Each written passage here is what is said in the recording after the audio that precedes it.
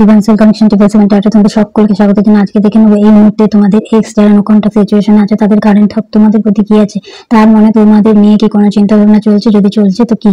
তো অবশ্যই মনে মনে নিজেদের পার্টনারের নাম নেবে এবং নিজেদের এনার্জি ভিডিওর সাথে কানেক্ট করার জন্য স্ক্রিনে ডাবল ট্যাপ করতে ভুলবে না, এতে এনার্জি কানেক্ট হবে। এবং থ্যাংক ইউ ইউনিভার্স কথাটা কমেন্ট বক্সে অবশ্যই লিখে যাবে, এতে তোমাদের কার্মিং ব্যালেন্স ক্লিয়ার থাকবে। সে দেখে নি তোমাদের এক্স এর এই মুহূর্তে চিন্তা ভাবনা।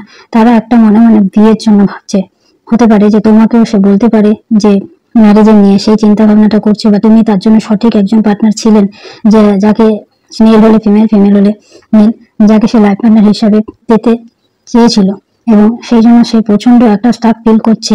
এসের এনার্জি আছে, একটা কিছু নিউ বিগিনিং তোমার সাথে করতে চায় এবং নিজের ভালোবাসার কাপ তোমাদের দিতে চায়। প্রচুর প্রচুর ইমোশনাল আছে তোমাদের জন্য, তোমাদের নিয়ে সে চিন্তা ভাবনা করে চলেছে।